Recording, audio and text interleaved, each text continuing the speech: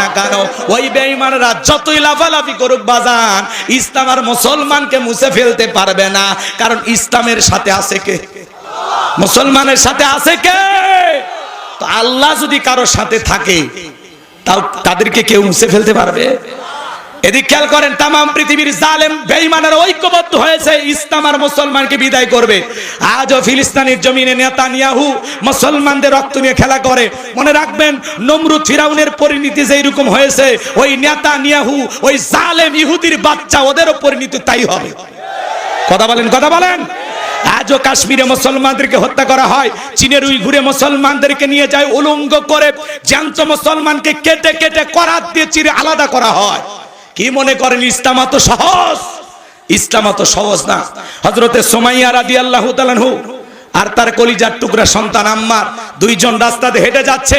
আবু জেহেল ডেকে বলতেছে, আম্মার, শুনলাম তুমি নাকি মুসলমান হয়েছো, তোমার মাও নাকি কালেমা পড়ছে। হযরতে আম্মার রাদিয়াল্লাহু তাআলা ডেকে বলেন, হ্যাঁ, আমি এবং আমার মা দুইজনে কালেমা পড়ে মুসলমান হয়েছি।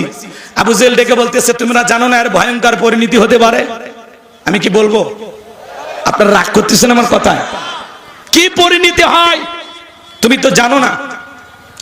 আবু জেহেল তখন কি করলো, মার ছেলেকে দুইজনকে দুই খুঁটির সাথে বাঁধলেন। বাঁধার পরে আবু জেহেল ডেকে বলতেছে, আম্মা, আমি কি একটা খেলা দেখাবো? বলে, কি দেখাইবা?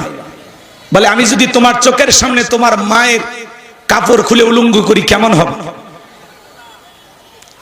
আম্মা মাথাটা নিচু করলেন, চোখের পানি ছেড়ে দিয়ে কান্না করতেছেন আর বলতেছেন, আল্লাহ, এই শয়তান আবু জেহেল বলে কি? রাগ করতেছেন মনে হয় আপনারা। আমার ভাইয়েরা, লম্বা করার কোনো সুযোগ নাই। বাবা মুসলমান, দাদা মুসলমান, এই সূত্রে আপনি আমি মুসলমান হয়েছি। কিন্তু মুসলমান ঈমান আনার পরে এই জমিনে টিকে থাকার জন্য আপনার আমার পূর্ববর্তী উত্তরসূরি যারা সাহাবায়ে কেরাম যারা, তারা কতটা জুলুম অত্যাচারের শিকার হয়েছেন, এই ঘটনাগুলো শুনলে আপনাদের ঈমান জেগে উঠবে। কথা বলেন ঠিক কিনা? আমি কি একটু বলবো? রাগ করবেন না আমার ভাইয়েরা। লম্বা কিছু কথা আমি আপনাদের সামনে বলতে চাই, যেহেতু আপনারা আমার গ্রামের মানুষ। আমি একটু পরিষ্কারভাবে আপনাদেরকে একটু সময় দিয়ে কথাগুলো বলতে চাই, কষ্ট মনের মধ্যে নেবেন না। আমি যে কথা বলতে চাচ্ছিলাম, আম্মার কথাটা মনে রাখবেন। মার ছেলেকে আবু জেহেল দুই খুঁটির সাথে বেঁধে রেখেছে। আমি এই ঘটনাটা আপনাদেরকে একটু শোনানোর চেষ্টা করব। এদিকে হযরতে বেলাল কালেমা পড়ে মুসলমান হয়েছে। আমার নবী ডেকে বলে, বেলাল, কালেমা পড়ে মুসলমান হয়েছে, আপাতত প্রকাশ করা যাবে না, কারণ ইসলামের অবস্থা এখন ভালো না। আজও পৃথিবীর দিকে তাকায় দেখেন, তাম পৃথিবীতে ইসলাম আর মুসলমানের অবস্থা খুব একটা ভালো না।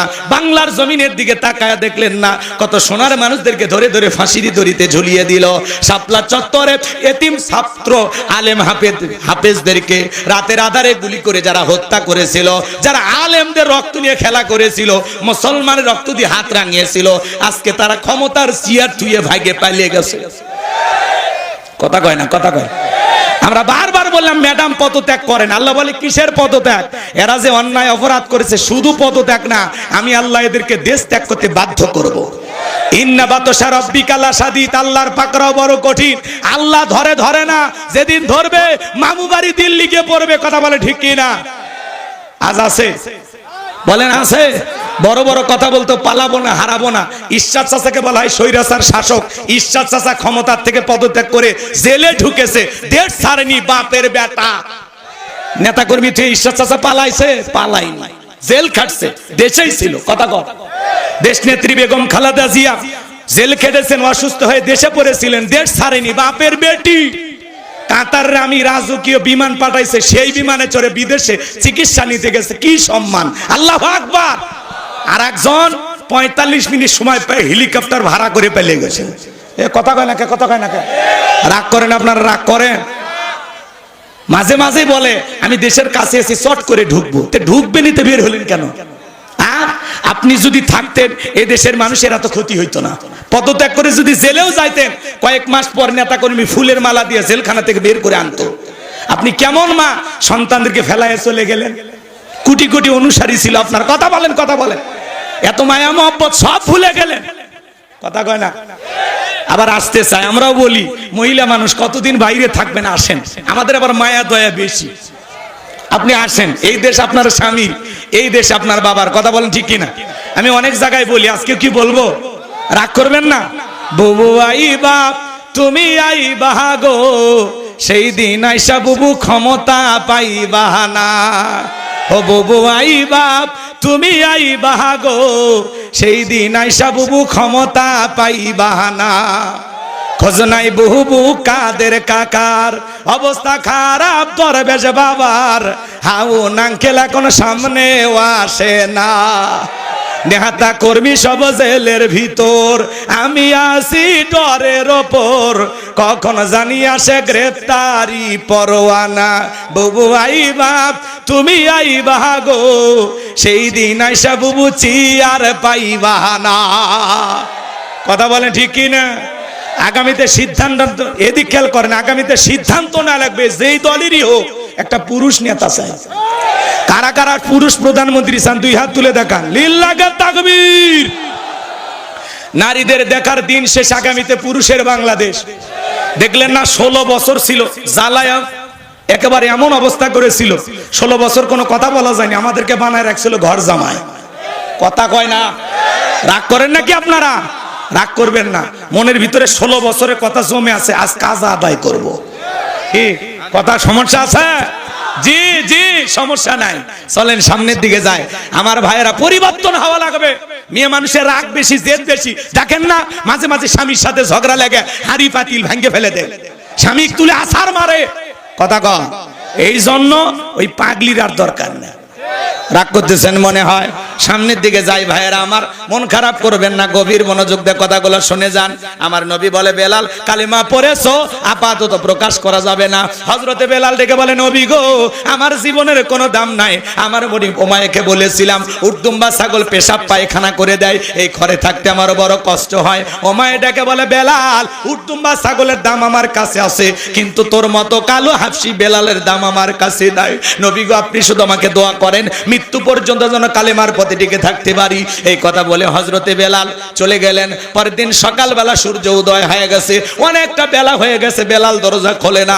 অন্যান্য চাকর যারা আছে নালিশ নিয়ে চলে গেছে ওমায়ের কাছে, যা বলে, ও আমাদের মনিব এখন পর্যন্ত বেলাল দরজা খোলে নাই, তাই নাকি? বলে, হ্যাঁ চলো যাই। দরজায় ডাক দেয়, এ বেলাল দরজা খোল। হযরতে বেলাল দরজা খোলে না, জোরে করে ধাক্কা মারছে, যখন দরজা খুইলা গেছে তখন এইবার ওমায়ে তাকায় দেখে, যেই রাত্রিতে হযরতে বেলাল কালেমা পড়ে মুসলমান হয়েছে, ওই রাত্রিতে একটা উটদুম্বা ছাগলের কাছে কোনো পেশাব পায়খানা নাই। জোরে কোন মারহাবা।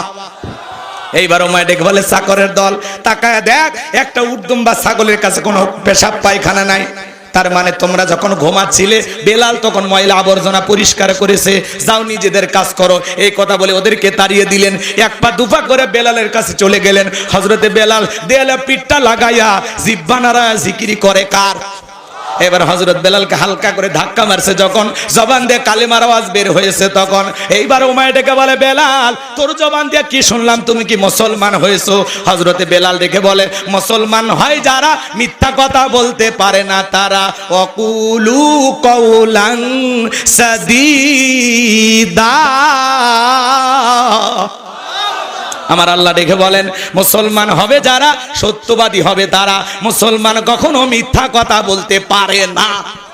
আমার ভাইয়েরা চলেন আমি সামনের দিকে যাই বাজান। আমি যে কথা বলতে চাচ্ছিলাম, এইবার আবু জেহেল ডেকে বলে, ও মাইয়া তোরে উটদুম্বা ছাগলের মালিক বানায় দেব, থাকার জন্য ভালো ঘর বাড়ি ব্যবস্থা করে দেব। হযরতে বেলাল ডেকে বলে, ও মাইয়া দুনিয়ার কোনো পার্থিব সম্পদের বিনিময়ে বেলাল তার ঈমান বিক্রি করবেন। আল্লাহু আকবার। এই বাহার ওমায় ডেকে বলে, বেলাল আমার কথা না শুনলে বড় নেতা আবু জেহেলকে খবর দিব। হযরতে বেলাল দেখে বলে, কোন বড় নেতা ছোট নেতা এখন কাউকে গোনার টাইম নাই। আমি দুনিয়ার কোন আবু জেহেলকে ভয় করি না, আমি ভয় করি আমার আল্লাহকে। এইবার ওমায়ে দৌড়ে চলে গেল আবু জেহেলের বাড়িতে, যা বলেন তার সংবাদ খুব খারাপ, আমার বাড়ির কৃতদাস বেলাল কালেমা পড়ে মুসলমান হয়েছে। তাই নাকি? বলে, হ্যাঁ ঠিক আছে, যা আমি আসতেছি। আবু জেহেলের সাঙ্গ পাঙ্গ ক্যাডার মাস্তান ছিল, বিশেষ একটা বাহিনী ছিল, যাদের কাজই হলো মুসলমানদের উপর নির্যাতন জুলুম চালানো। ওই যে আম্মার আর সুমাইয়ার কথা মনে আছে, তাদের উপরে কি নির্যাতনটা চালাইছিল, একটু অপেক্ষা করেন বাজান, আমি পরে বলতেছি। এই আবু জেহেলের একটা বাহিনী যেরকম ছিল, আজও তামাম পৃথিবীর দিকে তাকায় দেখবেন দেখবেন জালেমেরাও নিজেদের ক্ষমতা টিকানোর জন্য একটা বাহিনী আছে, ওদের কাজই হলো টুপিওয়ালা দাড়িওয়ালা আলেমদের উপর নির্যাতন জুলুম চালানো। কথা বলেন ঠিক কিনা? আমার ভাইয়ের আবু জেহেল তার বাহিনী নিয়ে উমাইয়ের বাড়িতে হাজির হয়ে গেল।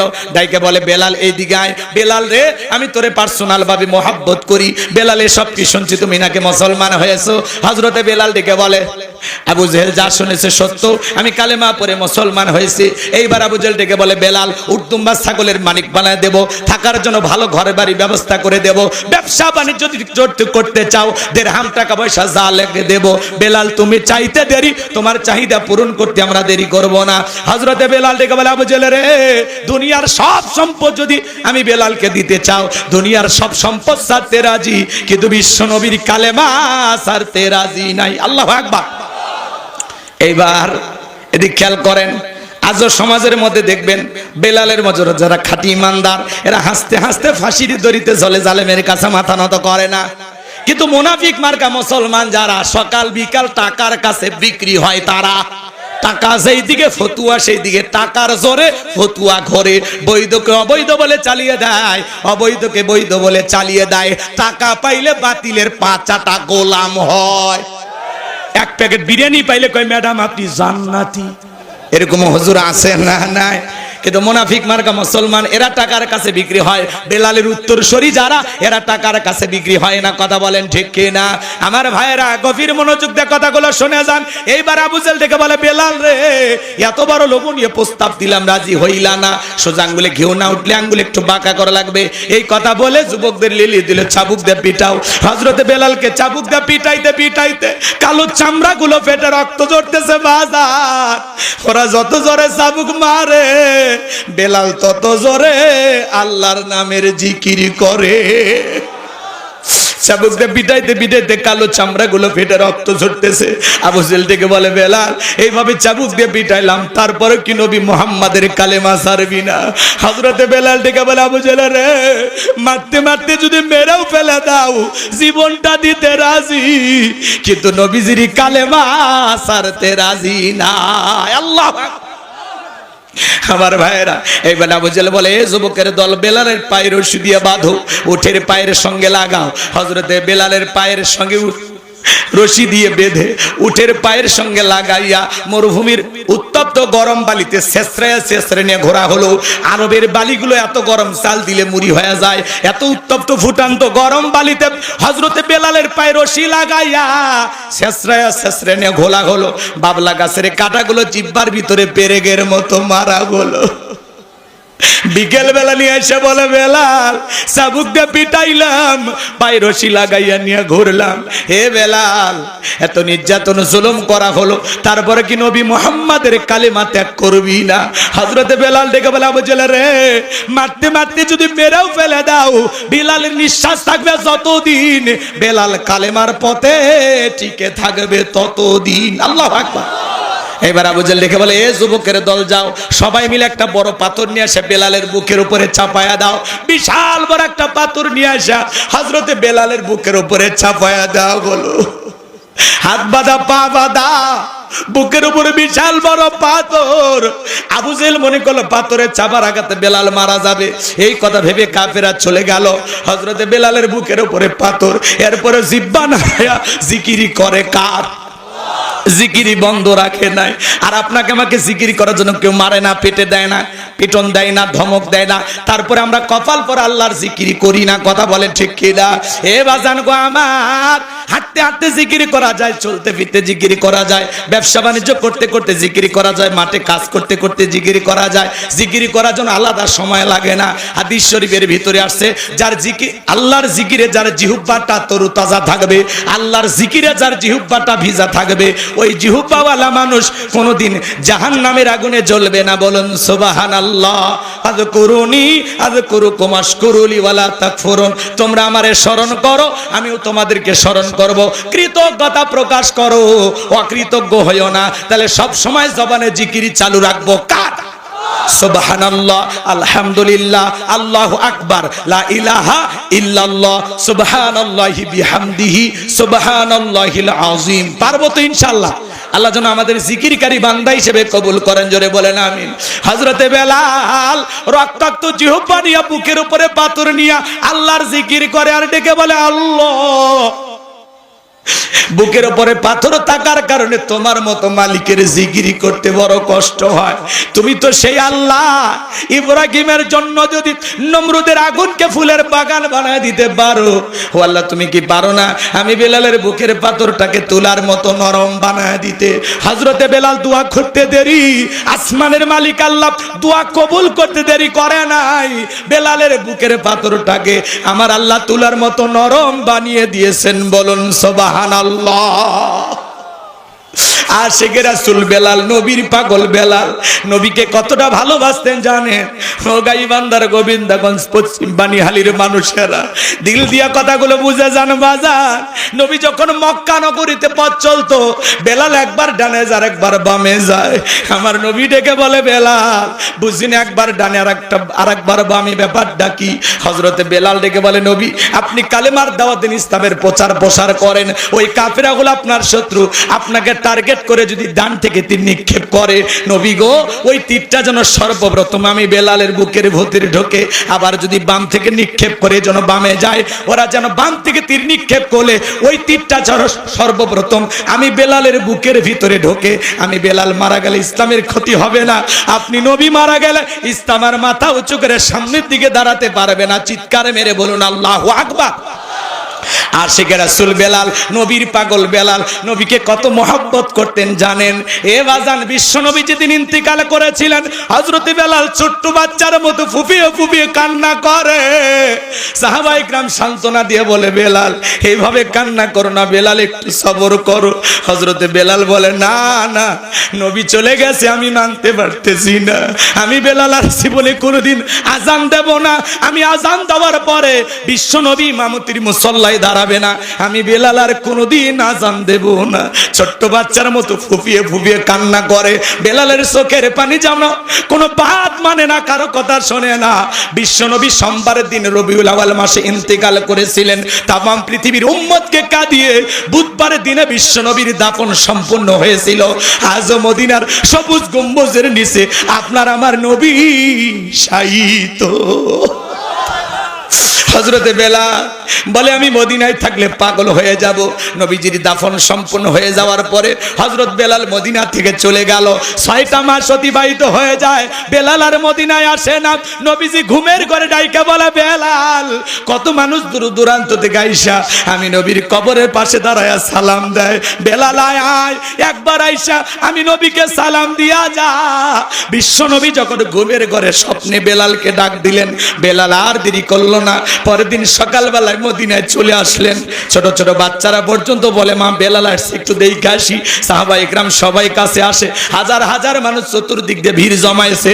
সবার মুখে একটাই কথা, ও বেলাল একবার আজান দাও। হযরত বেলাল বলে না, আমি আজান দেওয়ার পরে বিশ্বনবী ইমামতির মুসল্লায় দাঁড়াবে না, আমি বেলাল আর কোনোদিন আজান দেব না।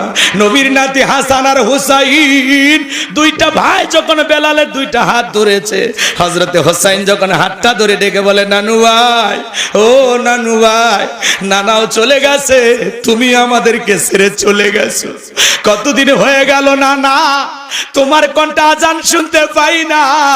হযরতে হুসাইন যখন হাতটা ধরে বেলালকে নানু ভাই বলে ডাক দেয়, হযরতে বেলাল তাকায়া দেখে হুসাইনের চেহারার উপরে মনে হয় বিশ্বনবীর চেহারা মোবারক ভেসে উঠেছে। মনে হয় মদিনার নবী ডাইকা বলে বেলাল দে না একবার আজান দে, আমি নবী কতদিন হয়ে গেল তোর আজান শুনতে পাই না। হযরতে হুসাইনের অনুরোধে হযরতে বেলাল 6 মাস পরে আইসা আবারও মদিনায় আজান দিলেন। বলুন আল্লাহু আকবার। যখনই বলেছেন আশহাদু আন্না মুহাম্মাদুর রাসূলুল্লাহ, হযরতে বেলাল জমিনে অজ্ঞান হয়ে পড়ে গেল। আর একটু জোরে বলেন আল্লাহু আকবার। আমার ভাইয়েরা কষ্ট লাগতেছে কি আপনাদের? আমি কি আলোচনার সামনের দিকে নিয়ে যাব বাজান? সত্যিকারে বেলালের মতো আশিকের রাসূল হওয়া লাগবে। সামনের কথাগুলো কি, আমি কি বুঝাইতেছি আর কি বলতে চাই, সূরা কাউসারের পূর্ণাঙ্গ আলোচনা কি আপনারা একটু শুনবেন? ঘন্টাখানিক সময় যদি লাগে দেবেন বাজান। শুধু মুখে মুখে মুসলমান দাবি করলে হবে না, সাহাবায়ে কিরামদের মতো পরীক্ষা দিয়ে মানটা তরুতাজা করা লাগবে। এই জমিনে আল্লাহর দ্বীনকে প্রতিষ্ঠিত করার জন্য যদি কখনো ডাক আসে, মাথায় কাফনের কাপড় বেঁধে বিবির কাছ থেকে বিদায় নিয়ে, সন্তানদের কাছ থেকে বিদায় নিয়ে আল্লাহর জমিনে আল্লাহর দ্বীনকে প্রতিষ্ঠিত করার জন্য, কোরআনের সমাজ ব্যবস্থা কায়েম করার জন্য কারা কারা বুকের তাজা রক্ত দিতে রাজি? দুই হাত তুলে আল্লাহকে দেখান, দুই হাত তুলে আল্লাহকে দেখান।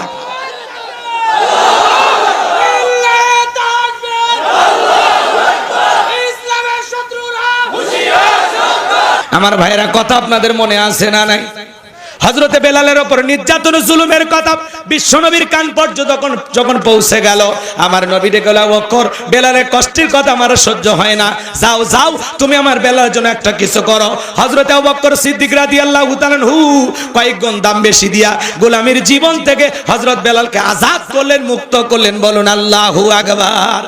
এই যখন ইসলামের অবস্থা, নির্যাতন জুলুম চলতেছিল, ওই যে আপনাদেরকে বলতে চাইলাম বাজান, হযরতে সুমাইয়াকে খুঁটির সাথে বাঁধা হয়েছে, হযরতে আম্মারকেও খুঁটির সাথে বাঁধা হয়েছে।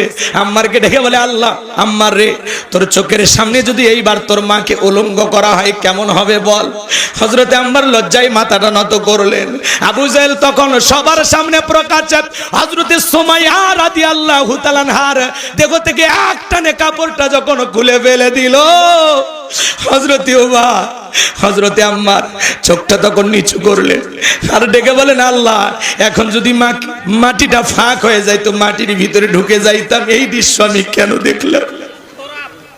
এইবার আবু জেহেল, এই বদমাইশের বাচ্চা, ডেকে বলে, এই আম্মারের মাথাটা একটু উঁচু করে ধরো, ওর মার দিকে তাকা। আমার ভাইরা জোর করে আম্মারের মাথা উঁচু করে ধরা হলো। হযরতে সুমাইয়াকে আঘাত করতে করতে মাটির উপরে ফেলায়া দেওয়া হলো। ওই পড়ে যাওয়া অবস্থা থেকে হযরতে সুমাইয়া ডেকে বলে, আমার সন্তান আম্মার, খবরদার বেঈমানদের কথা ঈমান ছাড়বি না। আমি এমন সন্তান পেটে রাখি নাই যেই সন্তান বেঈমানদের কথা ঈমান হারাবে, এমন সন্তান আমি তো পেটে রাখি নাই। খবরদার আমার সন্তান আম্মার, জালেমদের কথা ঈমান হারাবি না। এইবার আবু জেহেল হযরতে সুমাইয়ার লজ্জাস্থানে বর্ষা দিয়ে আঘাত করতে করতে রক্ত দিয়ে আমার ভাইয়েরা রাজপথ রঞ্জিত হয়ে গেল। সুমাইয়া শাহাদাতের পেয়ালা পান করবে, ওই অবস্থা থেকে সন্তানকে ডেকে বলে, বাবা ও আমার সন্তান আম্মার, আমি শাহাদাতের পেয়ালা পান করতেছি, আমি আমার নাকে জান্নাতের গন্ধ পাইতেছি। সুবহানাল্লাহ বলে। ও আমার সন্তান, আমি এখন মারা যাব, মরার আগে বলে যায়, খবরদার খবরদার আবু জেহেলের কথা ঈমান ছাড়বি না। হযরতে সুমাইয়া ইসলামের প্রথম শহীদ নারী, তার লজ্জাস্থানে বর্ষা দিয়ে আঘাত করে আবু জেহেল দুনিয়ার জমিন থেকে বিদায় করে দিল। নিজেকে শাহাদাতের পেয়ালা পান করাইলেন, তবু জালেমদের কথায় কালেমা ছাড়ে নাই, ঈমান ছাড়ে নাই। তারা ছিল ঈমানের পরীক্ষায় উত্তীর্ণ হওয়া এক নাম্বার মানুষ, ফার্স্ট কোয়ালিটির মানুষ। বলুন আল্লাহু আকবার। বাজার, মুখে মুখে ইসলামের কথা বললে হয় না, মুখে মুখে ঈমানদার দাবি করলে হয় না। আল্লাহ বলে, তারা কি মনে করেছে ঈমান এনেছি কথা বললেই ছেড়ে দেব? তাদের কি পরীক্ষা করা হবে না? আমি আল্লাহ পরীক্ষা করে দেখব ঈমানের দাবিতে কারা সত্যবাদী আর কারা মিথ্যাবাদী। কথা বলে ঠিক না? কে আসল মুসলমান আর কে নকল মুসলমান, কে তেগী মুসলমান আর কে সুবিধাবাদী জিন্দাবাদ মুনাফিকের বাচ্চা, আল্লাহ পরীক্ষা করে দেখবে। কথা বলে না কেন? কষ্ট মনের মধ্যে নেবেন না আমার ভাইয়েরা। আমি যে কথা বলতে চাচ্ছিলাম, এই যখন সাহাবায়ে কিরামদের উপরে নির্যাতন জুলুম, নবীজির ছেলে সন্তানগুলো যখন মারা যায়, এজন্য নবীজির মনটা ভীষণ খারাপ, মুখটা মলিন, চোখের কোনা দিয়ে অশ্রু ঝরতেছে। নবীর যখন মন খারাপ, নবীকে সান্ত্বনা দেওয়ার দায়িত্ব কার? একটু জোরে বলেন না কার? আমার আল্লাহ ডেকে বলে, জিবরাইল, আমার বন্ধুর মা নাই, বাবা নাই, আমি স্যার আমার বন্ধুর কেউ নাই রে জিবরাইল, আর করিস না দেরি, লাহু মাহফুজ থেকে সূরা কাউসার নিয়ে যায় আমার বন্ধুর উপরে নাজিল কর তাড়াতাড়ি। বলেন আল্লাহু আকবার। নবী আমার ডেকে বলে, আনাস আমার মনটা কেন খারাপ তোমরা জানো কি? তোমার মুস্কি হাসি দেওয়ার কারণ হলো এই মাত্র আসমান থেকে জিবরাইল এসে আমার উপরে সূরা কাউসার নাজিল করলো। বিশ্ব নবী তখন সাহাবায়ে কেরামদের সামনে হাসতে হাসতে সূরা কাউসার তিলাওয়াত করে শুনিয়ে দিলেন। বলুন সুবহানাল্লাহ। সবাই একটু জবান ছেড়ে তিলাওয়াত করুন। ইন্না আ'তাইনাকাল কাউসার ফাসাল্লি লিরাব্বিকা ওয়ানহার ইন্না শানিয়াকা হুয়াল আবতার। আল্লাহু আকবার। আমার আল্লাহ ডেকে বলেন, ইন্না আ'তাইনাকাল কাউসার, অবশ্যই আমি আল্লাহ পাক আপনাকে হাউজে কাউসার দান করেছি। বলুন সুবহানাল্লাহ। পৃথিবীর অন্য কোন পয়গম্বরকে আল্লাহ পাক হাউজে কাউসার দান করেন নাই, আপনার আমার নবীকে আল্লাহ পাক হাউজে কাউসার গিফট করেছেন। বলুন সুবহানাল্লাহ। আল্লাহ বলেন, ইন্না আ'তাইনাকাল কাউসার, নিশ্চয়ই আমি আল্লাহ পাক আপনাকে হাউজে কাউসার দান করেছি। এই হাউজে কাউসারের পানি দুধের মতো সাদা, মধুর চাইতে মিষ্টি, পানির মতো ক্লিয়ার। ওই কঠিন কিয়ামতের ময়দানে যেদিন বিচার দিবস কায়েম হয়ে যাবে, বিচার দিবসের একদিন হবে 50,000 বছরের সমান। যেদিন সূর্য সোহাত মাথার উপরে চলে আসবে, সূর্যের তাপে জমিনটা হয়ে যাবে তামার জমিন। যেদিন পাহাড় পর্বত, নদী নালা, খাল বিল, বিল্ডিং ইমারত কোনো কিছুই থাকবে না। কুল্লু মান আলাইহা ফান, এই পৃথিবীর সব কিছু আল্লাহ তাআলা ধ্বংস করে দিবেন।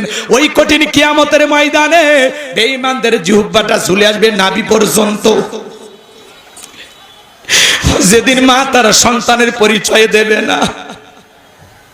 ইয়াউমা ইয়াফিরুল মারউ মিন আখি ওয়া উম্মিহি ওয়া আবি ওয়া সাহিবাতিহি ওয়া বানি, যেদিন ভাই ভাইয়ের কাছ থেকে পালিয়ে যাবে, মাতা পিতা সন্তানের কাছ থেকে পালিয়ে যাবে, স্ত্রী স্বামীর কাছ থেকে পলায়ন করবে। ওই কঠিন কিয়ামতের ময়দানে আল্লাহর আরশের ছায়া ছাড়া আর কোনো ছায়া থাকবে না। ওই ছায়ার ভিতরে আল্লাহ পাক 7 শ্রেণীর মানুষকে ছায়া দান করবেন কিয়ামতের ময়দানে। এটা আল্লাহ তৈরি করা ভিআইপি গ্যালারি, সেখান থেকে তারা কিয়ামতের ফাইনাল খেলা উপভোগ করবেন। বলুন সুবহানাল্লাহ। ওই কিয়ামতের ময়দানে মানুষ দলে দলে বিশ্ব নবীর কাছে যাবেন হাউজে কাউসারের পানি পান করার জন্য। কিছু মানুষের চোখের সামনে আল্লাহ তাআলা পর্দার আবরণ তৈরি করে দিবেন। আমার রাসূল তখন ডেকে বলবেন, আল্লাহ সংখ্যায় আমি আমার অনেক উম্মতকে দেখতে পাইলাম, কেন জানি সংখ্যাটা কমে গেল, ব্যাপারটা বুঝতে পারলাম না। আমার আল্লাহ ডেকে বলে, বন্ধু পাইকারি দরে সবাইকে আপনি হাউজে কাউসারের পানি পান করাইতে পারবেন না। দুনিয়ার জীবনে 2টি অপরাধ করেছিল যারা, আজকে হাউজে কাউসারের পানি পাবে না তারা। কয়টা অপরাধ? 2টা অপরাধ। কি জানার দরকার আছে না নাই? এই 2টা অপরাধ আপনার আমার ভিতরেও থাকতে পারে। কথা বলে ঠিক কি না? 2টি অপরাধ দুনিয়ার জীবনে করবে যারা, নবীর হাতে কিয়ামতের ময়দানে হাউজে কাউসারের পানি পাবে না তারা। কয়টা অপরাধ শুনবেন? কারা কারা একটু হাত তোলে তো বাজান। তাকবীর দেন, লিল্লাহি তাকবীর। হাত নামান, একটু পরেই বলতেছি বাজান, সামনের দিকে যায়। আমি যে কথা বলতে চাচ্ছিলাম, মানুষ যখন জলে জলে যাবেন বিশ্ব নবীর হাতে হাউজে কাউসারের পানি পান করার জন্য। এদিকে শোনেন, এদিকে শোনেন, জীবনে শুনছেন কিনা শোনেন। হযরত আবু বকর সিদ্দিক রাদিয়াল্লাহু তাআলা আনহু পিয়ালাগুলো ভরায়া দিবেন। কে ভরায়া দিবে? কথা কানে কে কে? হযরত আবু বকর কেমন দামি মানুষ, ইসলামের জন্য 13টা দোকান ছিল, সেই সময় সব বিক্রি করে দিয়েছে। সুবহানাল্লাহ। কালকে 9টার পরে একটু জোরে বলে। এমনি এমনি জান্নাতের সার্টিফিকেট পাওয়া যায় না। আপনার এই দুনিয়ায় 13টা দোকান 26টা করতে রাজি, দান করতে রাজি নেই। কি বলে? আর হযরত আবু বকর সিদ্দিক রাদিয়াল্লাহু তাআলা আনহু ইসলামের জন্য 13টা দোকান বিক্রি করে দিয়েছিলেন। সুবহানাল্লাহ বলেন। আমার ভাইয়েরা গভীর মনোযোগ দিয়ে কথাগুলো শুনবেন বাজান। আমি গুনাহগার যে কথা বলতে চাচ্ছিলাম, হযরত আবু বকর পিয়ালাগুলো ভরায় দিবেন, মাঝখানে দাঁড়িয়ে থাকবেন হযরত ওমর। হযরত ওমর বিশ্ব নবীর হাতে দিবেন, আর নবীজি তার আদরের উম্মতদেরকে খুঁজে খুঁজে হাউজে কাউসারের পানি পান করাবেন নবীজির হাতে। কিয়ামতের ময়দানে কারা কারা হাউজে কাউসারের পানি পান করতে চান? 2টা হাত তুলে আল্লাহকে দেখান। আল্লাহ আসমান থেকে কুদরতি নজর দিয়া তাকায়া দেখো, এই গাইবান্ধার গোবিন্দাগঞ্জ পশ্চিম বানিহালি বৈরাগীটা হাটের আশেপাশের মানুষেরা নবীজির হাতে হাউজে কাউসারের পানি পান করতে চায়। আল্লাহ গো, কিয়ামতের ময়দানে আমাদের সবাইকে নবীজির হাতে হাউজে কাউসারের পানি পান করার তৌফিক দান করিও। জোরে বলেন আমিন। আর একটু জোরে বলেন আমিন। আল্লাহ যেন আমাদের সবাইকে রসুলের হাতে এক পেয়ালা করে হাউজে কাউসারের পানি পান করার তৌফিক দান করেন। জোরে বলেন আমিন। আরেকবার বলেন আমিন। হাত নামান। পানি চাইলেন আর পাইলেন, অতই সহজ, কাজ করা লাগবে না। আমি আপনাদের এলাকায় আসলাম, ধরেন আসার পরে একটা ছেলের হাতে কিছু চকলেট দিলাম, দিয়ে বললাম ভাতিজা আমার জন্য এক পদ্মা পানি এনে দাও। পানি আনে তো বাবা, আমি একটু উজু বানাবো। ওই ছেলেটা চকলেট পায়ে মারছে দৌড়, মাঝখানে আচার খাইয়ে পুড়ে গেছে, হাঁটুটা ছিলে গেছে, রক্ত বের হয়েছে। এদিক খেয়াল করেন। তারপরে ওই যে চকলেট থাকার কারণে উঠে দাঁড়াইয়া বদনা ভরিয়া পানি নিয়ে আমার সামনে হাজির। আমি তখন বললাম বাবা এই পানিটা আনতে গিয়ে কষ্ট হয়েছে, মাঝখানে আচার খাইয়ে পুড়ে গেছে, হাঁটুটা ছিলে গেছে, রক্ত মনে হয় বের হয়েছে, ব্যথাও মনে হয় পাইছো। ওই ছেলেটা তখন চকলেটের খুশির কারণে বলতেছে আমি এরকম কত পড়ে যাই, আমার কিছুই হয় না। কথা কয় না, কথা কয় না। ওই ছেলেটা চকলেট থাকার খুশির আনন্দের কারণে এই ব্যথাকে ব্যথা মনে করতেছে না। কিয়ামতের ময়দানে নবীজির হাতে হাউজে কাউসারের পানি যদি আপনার আমার কিসমতে তকদিরে ভাগ্যে জুটে যায়, কিয়ামতের কঠিন দিন আপনার কাছে কঠিন মনে হবে না, আল্লাহ সহজ করে দেবেন। নবীজির হাতে এক পেয়ালা হাউজে কাউসারের পানি, রসুলকে দেখবেন, আবার নবীজির হাতের প্রথম আপ্যায়ন হাউজে কাউসারের পানির দ্বারা। সুবহানাল্লাহ বলেন। এই দৃশ্যের মুখোমুখি হতে চান? কথা বলেন, এই দৃশ্যের মুখোমুখি হতে চান? নবীজির হাতে হাউজে কাউসারের পানি পান করলে জান্নাতে ঢোকা পর্যন্ত তার তৃষ্ণাই লাগবে না, তৃষ্ণা মিটে যাবে। বলুন সুবহানাল্লাহ। নবীজির হাতে হাউজে কাউসারের পানি আর আল্লাহর আরশের নিচে ছায়া, ভাগ্যে যদি জুটে যায় কিয়ামতের ময়দানে এই ব্যক্তিগুলো জান্নাতি, তাদের আর কোনো টেনশনই নাই। আল্লাহ জানে দুই জায়গাতে আমাদেরকে থাকার তৌফিক দান করেন। একটু জোরে বলেন আমিন। এবার হাউজে কাউসারের পানি চাইলেই তো পাওয়া যাবে না, কাজ করতে হবে, ঠান্ডা পানি দিয়ে ওযু বানায় নামাজ পড়তে হবে। কথা কয় না, কথা কয় না। একটু নতুন মুসল্লি হঠাৎ করে নামাজ ধরেছে, পুরাতন মুসল্লি যারা আগে থেকে নামাজ পড়ে নিয়মিত, এরা এই নতুন মুসল্লি দেখে ঠাট্টা বিদ্রুপ করে। হ্যাঁ, আজকে আবার সূর্য কোন দিক উঠছে, উত্তর পাড়ার বাদশা দেখি মসজিদে। কথা কয় না ভাই, এরকম ঠাট্টা বিদ্রুপ করে কিনা? আপনি তো দাওয়াত দিয়ে 5 জনকে মসজিদে আনতে পারেন না, হঠাৎ করে কেউ নামাজ ধরেছে, তারে নিয়ে কেন সমালোচনা করেন? ও 2 দিন পড়বে না 2 ওয়াক্ত পড়বে, ওটা ওর ব্যাপার। কথা কর। পারলে তার জন্য দোয়া করো যে ভাতিজা তুমি হঠাৎ করে মসজিদে আসছো, দেখে তো দিলটা ভইরা গেছে, আমি খুব খুশি হয়েছি। আল্লাহর কাছে দোয়া করি আল্লাহ যেন তোমাকে মসজিদে এসে 5 ওয়াক্ত সালাত জামাতের সহিত আদায় করার তৌফিক দান করেন। ও অন্তর থেকে দোয়া করেন, কলিজাটা বড় করেন, ভালোবেসে বুকে টানেন। ঘৃণা না, আমরা ছড়াবো ভালোবাসা। কথা কয় না, আমরা ফুলের সৌরভ ছড়াবো, ভালোবেসে মানুষকে বুকে টানবো। যেই লোকটা আপনার সাথে হঠাৎ করে নামাজ পড়লে আসরের, তারে ধইরা বইরে গিয়ে হাটে যা চা খান, একটু মেলামেশা করেন, ওঠা বসা করেন। কথা কয় না, তা পারবেন না। সমালোচনা হরে নতুন নতুন মুসল্লি,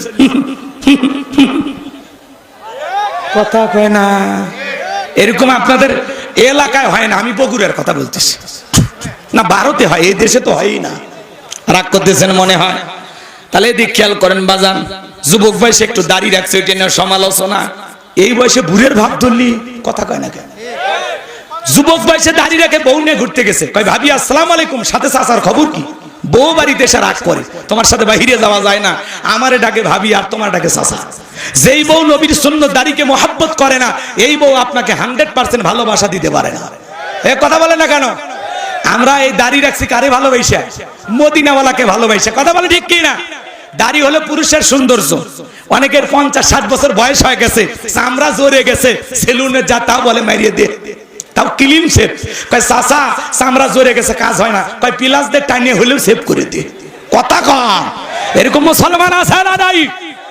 কয় চাচা এই বসে দাড়িটা ছাড়িয়ে দেন, আর রাইখে না। কয় চুলকে চুলকে, তোমার চুলকেনি ধরছে দাড়ির ভিতরে, কবরে ঢোকো, ফেরেশতারা মলম নিয়ে বসে আছে, এমন চুলকানির মলম লাগায় দেবে জীবনে টের পাইবা। কথা কন ঠিক কি না? আল্লাহ যেন আমাদেরকে হেদায়েত দান করেন। আমরা দাড়ি রাখবো কারে ভালোবাসা? টুপি খোলা যায়, জুব্বা খোলা যায়, দাড়ি এমন একটা সুন্নাত 24 ঘন্টা লাগিয়ে থাকে।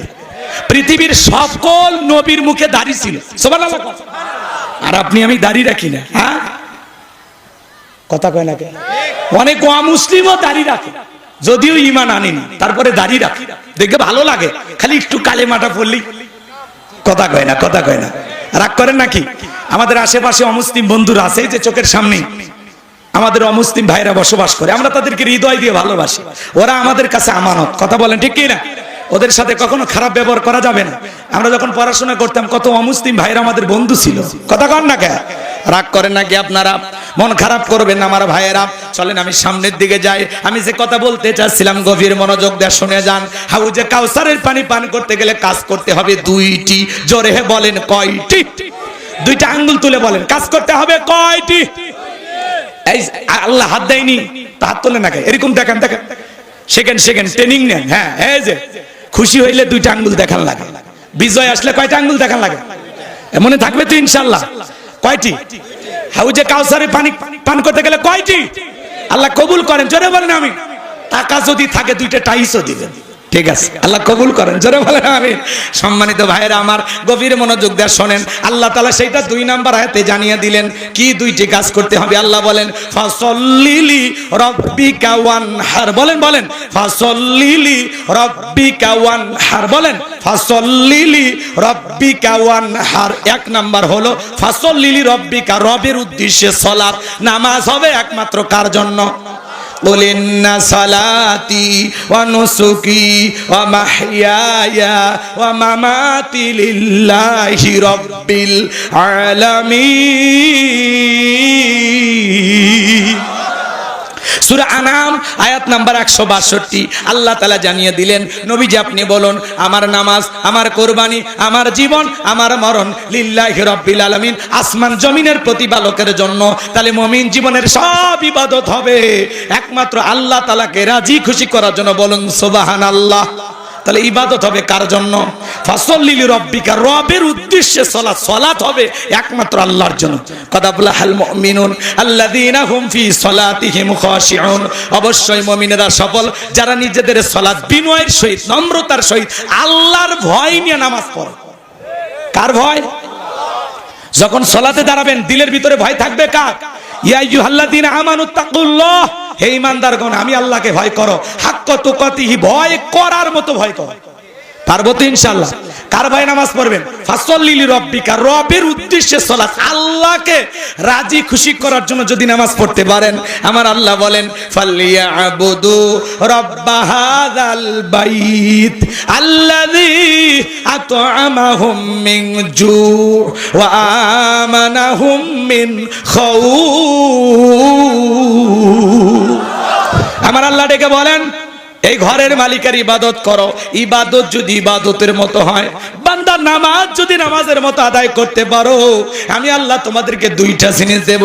1 নাম্বার হলো যে বান্দা 5 ওয়াক্ত সালাতে মাথা নত করে আমি আল্লাহকে সিজদা দেবে, তার জন্য আমি আল্লাহ তাআলা আল্লাযী আত'আমাহুম মিন জু', আমি আল্লাহ তাদের জন্য রিজিকের ব্যবস্থা করে দেব। 1 নাম্বার রিজিক দেবেন কে? রিজিক দেওয়ার মালিক কে? আমাদের এলাকায় একটা প্রাণী বের হয় রাত 1টা 2টা থেকে কু কইয়া ছিলে, ওর নাম কি? শিয়াল পণ্ডিত। ওর নামে কি গোবিন্দাগঞ্জে মুরগির হোটেল আছে, ভাতের হোটেল, ব্যাংকের অ্যাকাউন্টে টাকা জমানো আছে। ওরে খাওয়ায় কে গো? একটু বলেন না ভাই, কে খাওয়ায়? কে খাওয়ায়? পাখি খালি পেটে সকাল থেকে সকালবেলা নির থেকে বের হয়ে যায়, সন্ধ্যাবেলায় ওই পাখিটার পেট ভইরা নিরে ফেরত আসার ব্যবস্থা করে কি? আল্লাহ যদি পাখিকে খাওয়ায়, শিয়ালকে খাওয়ায়, আমাদেরকে খাওয়াবে না? আমরা আশরাফুল মাখলুকাত, আল্লাহর ভিআইপি সৃষ্টি, কুনতুম খায়রা উম্মাতিন উখরিজাত লিন-নাস, আমাদেরকে উত্তম জাতি কে বানাইছে? আল্লাহ কি আমাদেরকে না খাওয়ায় রাখবে? রিজিক দেওয়ার মালিক কে? উত্তর পাড়ার রাজ্জাক না, ওইটা আব্দুর রাজ্জাক, ওইটা দাস, গোলাম, বান্দা।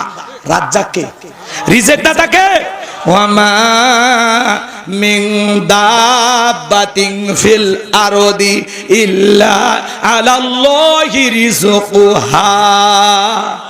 সূরা হুদের ভিতরে আল্লাহ পাক জানিয়ে দিলেন এই পৃথিবীর জমিনে এমন কোন বিচরণশীল প্রাণী নাই যার রিজিকের ব্যবস্থা আমি আল্লাহ আসমান থেকে করি না। ওই আটলান্টিক মহাসমুদ্রের 33,000 ফিট গভীরতল পানি নিচে থাকা ছোট্ট একটা প্রাণী, তার রিজিকের ব্যবস্থাও আমি আল্লাহ আসমান থেকে করি। বলুন সুবহানাল্লাহ। তাহলে রিজিক দেওয়ার মালিক কে? 1 নাম্বার আল্লাহ বলে তোমাদের জন্য রিজিক দেব। নামাজের মতো আদায় করলে ওই বান্দাকে আল্লাহ না খাওয়ায়া রাখবে। 2 নাম্বার আল্লাহ বলেন ওয়া আমানাহুম মিন খাউফ, সকল ভয় থেকে নিরাপত্তা দেব। আপনার আমার ভয় আছে না নাই? 2 লাখ টাকা নিয়ে গোবিন্দাগঞ্জ থেকে পশ্চিম বানিহালি ব্যবস্থায় আসবেন, রাত 2টা বাজে, মনে মনে ভাবতেছেন আল্লাহ টাকা নিয়ে বাড়ি পর্যন্ত যাইতে পারবো নাকি ছিনতাইকারী কবলে পড়ে টাকা যান 2টাই হারাবো? ভয় আছে না ভাই? মেয়েটা কলেজে গেল, একা একা ফিরবে নাকি জামাই সাথী নিয়ে ফিরবে? ভয় আছে না নাই? মেয়েটা স্কুলে গেল, ভালোভাবে ফিরবে নাকি কারো লালসার শিকার হবে? ভয় আছে না নাই? আজকে চুরি ডাকাতি ছিনতাইয়ের ভয় আছে না নাই? এই সমাজে চুরি বন্ধ হবে সেই দিন, আল্লাহর কোরআন দিয়া জমিনটা চলবে যেই দিন। কথা কয় না? আলা লাহুল খলকু ওয়াল আম, সৃষ্টি যার, আইনটাও চলতে হবে তার। শোনেন শোনেন, আজকে সমাজে এখন উচিত কথা যদি কই, পিঠের ওপর দিয়ে যাবি মই। এই আনন্দে কিছু লোক কিনা খাবে বগুড়ার স্পেশাল দই। যত দোষ নন্দ ঘোষ, সত্যটা বললে দোষ, যত দোষ নন্দ ঘোষ, সত্যটা বললে দোষ, করলে অন্যায়ের প্রতিবাদ, নামটা হবে তোমার মৌলবাদ, নামটা হবে তোমার জঙ্গিবাদ। চুরি বন্ধ করতে হলে লন্ডন আমেরিকার আইন দিয়ে হবে না, ভারতের পানি পড়া দিয়ে চুরি বন্ধ হবে না। চুরি বন্ধ করতে হলে 1500 বছর আগে আল্লাহ আইন দিয়েছেন, ওয়াসারিকু ওয়াসারিকাতু ফাকতউ আইদিয়াহুমা জাযাআম বিমা কাসাবা নাকালাম মিনাল্লাহ। সূরা মাইদার 38 নম্বর আয়াতে 1500 বছর আগে আল্লাহ আইন দিয়েছেন, চোর পুরুষ হোক আর নারী হোক, আল্লাহর বিধান, আল্লাহর ফয়সালা, চোর চুরি করেছে, এই অপরাধ যদি প্রমাণিত হয়, চোরের ডান হাতের কবজি কেটে দাও। একটা চোরের হাত কেটে বাইতুল মুকাররমের সামনে নিয়ে এসে সোশ্যাল মিডিয়াতে যদি প্রচার করা হতো, বাংলার পার্লামেন্টে আইন পাস করা হয়েছে, চোর চুরি করলে হাত কেটে দেওয়া হবে, সমস্ত চোরেরা একটা অপরাধীর শাস্তি দেওয়া দেখলে চুরি বন্ধ করে তওবা করে আল্লাহর ওলি হয়ে যেত। কিন্তু কে শোনে কার কথা? সরিষাই তো ভূত। নেতা যে হাত কাটার আইন চালু করবে, ও তো বোঝে আমি যে পরিমাণে দুর্নীতি করছি, হাত তো আমার আগে কাটা যাবে। কি বলছিলাম ভুলে গেছেন মনে হয়? এদিক খেয়াল করেন মাজান, ফাসল্লি লিরাব্বিকা ওয়ানহার, রবের উদ্দেশ্যে সালাত আদায় করা লাগবে। নামাজের মতো আদায় করলে আল্লাহ রিজিকের ব্যবস্থা করবে। আর 2 নাম্বার, সকল ভয় থেকে নিরাপত্তা দেবে। আল্লাহ তাআলা বলেন ফাসল্লি লিরাব্বিকা, রবের উদ্দেশ্যে সালাত, একমাত্র আল্লাহ তাআলাকে রাজি খুশি করার জন্য সালাত হবে। কার জন্য? আল্লাহকে রাজি খুশি করার জন্য। কারা কারা 5 ওয়াক্ত সালাত আদায় করবেন? 2টা হাত তুলে আল্লাহকে দেখান। আল্লাহ আমাদের সবাইকে নামাজি বানায় দেন। জোরে বলেন আমিন। আর একটু জোরে বলেন আমিন। হাত নামান। বিশ্বনবীর রূহটা বের হয়ে যাবে। কয়েকটি কথা বললেন, তার মধ্যে উম্মতদেরকে বললেন আসসালাত আসসালাত, ও আমার উম্মতেরা নামাজ নামাজ। কিয়ামতের ময়দানে সর্বপ্রথম সালাতের হিসাব হবে। বিদায় আজ থেকে আমরা সিদ্ধান্ত নেব সালাত আদায় করব। বাংলাদেশের জুমার নামাজের জন্য মসজিদ ভাঙে 2 তলা 3 তলা করা হয়, ফজরের নামাজের সময় এক কাতার মুসল্লি পাওয়া যায় না। এমনও মসজিদ আছে মুয়াজ্জিন একাই আজান দিয়ে একাই নামাজ পড়ে। এই জন্য আমি আমার ওয়াজে বলি, বাংলাদেশে নামাজি আছে 5 রকমের। কয় ধরনের? 5 ধরনের নামাজি। 5-এর, 7-এর, খাটের, ঠাটের, ভোটের। বুঝলেন না তো? বুঝিয়ে বলবো, শোনেন শোনেন। নিয়মিত 5 ওয়াক্ত সালাত যারা আদায় করে এরা হলো 5 ওয়াক্ত নামাজি, খাঁটি মুমিন, নির্ভেজাল মুসলমান। সুবহানাল্লাহ কর। আর 7 দিন পরে পরে জুমার নামাজ পড়ে যারা, লাইফ সাপোর্টে বেঁচে থাকা মুসলমান তারা। এদের ইমানটা কোন সাপোর্টে আছে? লাইফ সাপোর্টে মানে বোঝেন? যখন তখন মারা যেতে পারে, যখন তখন ইমানটা ধ্বংস হয়ে যেতে পারে। শোনেন না, মসজিদে যায় টাইসে বালু খোঁজে, আর কয় হুজুর একটু বেতনটা হালাল করেন, এদের ধুলে মসজিদে। কথা কয় না? কয় খাচ্ছেন আর বয়লারের মতো মোটা হচ্ছেন। আচ্ছা, মসজিদের ধুলে পরিষ্কার করার দায়িত্ব কি হুজুরের একা না সবার? এই বেটা, ধমক না দিয়া মসজিদের টাইসের ধুলাটা পরিষ্কার করো, আল্লাহ অন্তরের ময়লা দূর করে দেবে। মন খারাপ করেছেন মনে হয়। আমার ভাইয়েরা, লম্বা করার কোনো সুযোগ নাই বাজান। আমি গুনাহগার যে কথা বলতে চাচ্ছিলাম শোনেন। 7 দিন পরে পরে জুমার নামাজ পড়ে যারা, খালি 2 রাকাত জিয়া হুজুর 2 রাকাত সালাম ফিরেতে দেরি, মসজিদের বাইরে আর পা রাখতে দেরি নেই। মসজিদে এসে মন থাকেই না গো। কথা কয় না কে? কি খালি জুমার 2 রাকাত পড়লে হবে? বাকি সুন্নত মনে হয় বইয়ের সাথে যা বাড়িতে জামাত করে পড়ে নাকি? তো সুন্নত গুলো বললেন না মানে? একটু ভালো হয়ে যান, একটু ভালো হয়ে যান। আল্লাহ যেন হেদায়েত দান করেন। একটু জোরে বলেন আমি। আপনি জুমার সালাত বোঝেন, আসর, মাগরিব, এশা, ফজর এগুলো পড়ার দরকার নাই। কেন পড়তেছেন না ভাই? এজন্য আল্লাহর ভয়ে নামাজ পড়বেন। ফাওয়াইলুল লিল মুসাল্লিন আল্লাযীনা হুম আন সালাতিহিম সাহুন। হতভাগা সে সমস্ত নামাজি, দুর্ভাগা, কপাল পোড়া যারা লোক দেখানোর জন্য সালাত আদায় করে। 7 দিন পরে জুমাত নামাজ পড়তে না গেলে বউ গালি দেয়, এত ঝাঁটা বাইর করছি, যাও তো মসজিদে যাও। কি শয়তান! মসজিদে যাবার চায় না, বউও গালি দেয়। কথা কন। তাহলে 7 দিন পরে পরে জুমার নামাজ পড়ে যারা, এরা হলো সাতের মুসল্লি। আর মানুষ মরে গেলে জানাজার নামাজ পড়ে যারা, এরা হলো খাটের মুসল্লি। মসজিদের মাইকে এলান হয় ফজরের পরে, এই গ্রামের অমুক ব্যক্তি মারা গেছে, ইন্না লিল্লাহি ওয়া ইন্না ইলাইহি রাজিউন। তখন বউকে বলতেছে, ফজরের পরে ওদের মফিদুল কি বললো শুনলি না? কি হয়েছে? কয়টা অমুক মারা গেছে। হাই রে, 2 দিন আগেই পরে গিয়ে হাটে চা খেলাম, চায়ের বিল দিবার দিল না। কয় ভাই আমি বিল দিব, বেঁচে থাকলে আরো 10 দিন বিলটা দিত। মরে গেছে, পাঞ্জাবিটা ধুইয়া দিয়ে দুপুরের পরে জানাজা হবে, জহর পরে জানাজা। মাঠে কাজ করে যখন আজান হয়েছে আল্লাহু আকবার আল্লাহু আকবার, দৌড়ে চলে আসছে। আসে মসজিদে যা দেখে হুজুর জানাজা শুরু করেনি, শুরু করছে কি? কথা গানে জহরের 4 রাকাত। তখন বাধ্য হয়ে বলতেছে, যেহেতু জানাজা পড়তে আসছি, জহরের 4 রাকাত তো পড়ে নি, আল্লাহু আকবার। উদ্দেশ্য হলো জানাজা পড়া, জহর পড়া না। কথা কয় না কেন? এরা হলো খাটের মুসল্লি। হুজুর লাশটা সামনে রেখে যখন বলে কুল্লু নাফসিন যায়িকাতুল মাউত, সবাইকে মৃত্যুর স্বাদ গ্রহণ করতে হবে। ভাই, দুনিয়া থাকার জায়গা না। বাবা ছিল, দাদা ছিল, নাই। আপনি আমি থাকবো না। আসুন না পরিবর্তন হই। আজকে এই ব্যক্তির জানাজা, কালকে আপনার, পরশুদিন আমার। আসুন, প্রত্যেকটা মৃত্যু থেকে শিক্ষা গ্রহণ করবে। তখন আফসোস করে, হ্যাঁ হুজুর ঠিক ঠিক ঠিক ঠিক।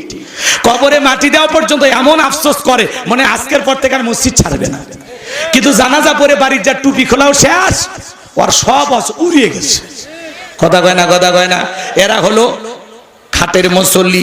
আর 2 ঈদের নামাজ পড়ে যারা, এরা হলো ঠাটের মুসল্লি। সেই একটা পাঞ্জাবি কিনা বউ বলে কেমন লাগতেছে, কয় তুমি হলে গরিবের শাকিব খান। কথা কয় না। এরপরে বন্ধু বান্ধবকে বলে দোস্ত কেমন লাগে, কয় সেই লাগতেছে। মাঠের ইমাম সাহেবের নামাজ পড়ার পরে হুজুরের হাত ধরে কোলাকুলি শুরু করে দিছে। কথা কয় না। একবার আমার সাথে এক ভাই, বিশাল একটা বুড়িওয়ালা মানুষ, কোলাকুলি করতে চায়। কত বড় পেট আমি বলে শেষ করতে পারি, কমপক্ষে 26 মাস পার হয়ে যাবে। এমন কায়দা আমার বুকে নিতে চাই, মাঝখানে পেট হলো ব্যারিকেড। ও যতই বুকে নিতে চাই, আমি তো বুকে যেতে চাই, কিন্তু হয় না। কিসের কোলাকুলি? মাঝখানে হচ্ছে খালি পেটা পেটি। কোলাকুলি করার পরে এইবার ইমাম সাহেব কানে কানে বলতেছে, ভাই রোজা কয়টা? 29 না 30টা? কয় হুজুর একটা রোজাও রাখিনি, তারাবি পড়িনি, কিন্তু ইফতার খাওয়া মিস করিনি। খালি আমি একাই ইফতারি করিনি, হিন্দুদেরকে ডাকে ইফতারি খাওয়াইছি। রোজা না রেখে তো গুনাহ করছি, আর ইফতারি না করে কবিরা গুনাহ করব? এরকম কিছু আজগবি মুসল্লি আছে, এরা মনে করে ইফতারি করলেই সব। তোমার নাম রোজা নাই, নামাজ নাই, ইফতারি করে সব কোন হুজুর কইলা? কথা কন নাকি আপনারা? ভালো হয়ে যান, ভালো হয়ে যান।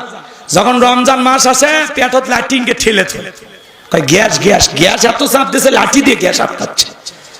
যখন আসে রমজান মাস, পেটে দেয় ডিজিটাল গ্যাস, ভ্যাস ধরে ভ্যাস, না খায় থাকতে পারি, বমি বমি হয়, একে নারী ভুড়ি বার হয়ে আসবে। কবরে যা ফেরেশতারা নারী ভুড়ি বের করার জন্য রেডি হয়ে আছে, বাটাম নিয়ে খালি ফাইটে ফেলে দিবি। কথা কন। ইবাদত বندگی করতে গেলে কষ্ট হবে, কষ্ট স্বীকার করতে হবে। কষ্ট না করলে জান্নাত পাওয়া যাবে? হ্যাঁ, ইবাদত কি সুখের জিনিস? একটু কষ্ট করতে হবে। আল্লাহ যেন হেদায়েত দান করেন। একটু চিল্লায় বলেন আমিন। আমার ভাইয়েরা, তাহলে ফাসল্লি লিরাব্বিকা, রবির উদ্দেশ্যে সালাত। তাহলে নামাজ পড়বে একমাত্র কার জন্য? আর 2 নাম্বার হলো ওয়ানহার। ওয়ানহার মানে কুরবানি করা, নিজের আমিত্বকে কুরবানি করা, অহংকারকে কুরবানি করা, নিজের ভিতরে থাকা পশুসুলভ আচরণকে কুরবানি করা। শহীদ আবু সাঈদের মতো দেশের জন্য কুরবানি হওয়া। নিজের জানমাল সবকিছু কুরবানি হবে কার জন্য? আরো জোরে বলেন কার জন্য? সাহাবায়ে কিরামদের মতো কুরবানি হওয়া লাগবে। হযরতে খুবাইব রাদিয়াল্লাহু তাআলা আনহু কাফেররা ধরে নিয়ে গেছে বাজার। নবী আমার 10 জন সাহাবীকে পাঠিয়ে দিয়েছিলেন দাওয়াতি কাজের জন্য। ওই বেঈমানেরা ধইরা 10 জন সাহাবীদের মধ্যে 7 জনকে তারা তীর নিক্ষেপ করে হত্যা করলো। জীবিত ছিল 3 জন, তাদেরকে অনুরোধ করে পাহাড় থেকে নেমে আসো, তোমাদেরকে আমরা মারবো না। নেমে আসার পরে আরো 2 জন সাহাবীকে তারা শহীদ করে দিল, আর একজন সাহাবীকে মক্কার কাফেরদেরকে তারা বিক্রি করে দিল। হারেসের সন্তানরা তাকে কিনে নিল। হযরতে খুবাইব রাদিয়াল্লাহু তাআলা আনহু বদরের প্রান্তরে হারেসের বাবাকে হত্যা করে ফেলেছিল। এই কাফেরকে বিদায় করে দেওয়ার জন্য, বাবার প্রতিশোধ নেওয়ার জন্য হারেসের সন্তানেরা হযরতে খুবাইবকে তারা ক্রয় করে নিয়েছিল। হযরতে খুবাইবকে পিটাইয়া দেহটা ক্ষতবিক্ষত করে দিয়েছে বাজার। হযরতে খুবাইবকে বন্ধকার রুমের ভিতরে বন্দী করে রাখতো। খুবাইব রাদিয়াল্লাহু তাআলা আনহু ওই হারেসের সন্তানরা বলে, খুবাইব আগামী কালকে তোমারে বিদায় করে দেওয়া হবে, কালকেই তোমার জীবনের শেষ দিন।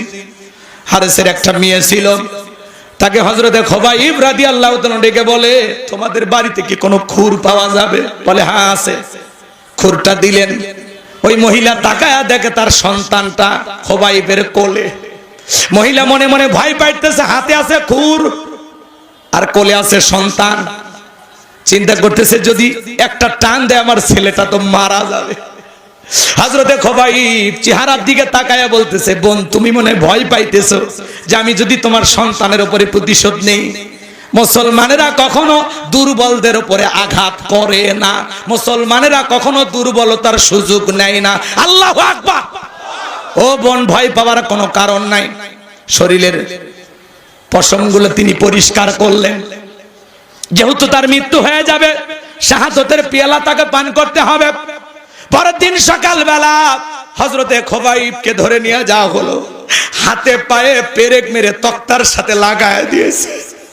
দেগের ভিতরে কাটা দিয়ে সুই দিয়ে ছিদ্র করা হয়েছে।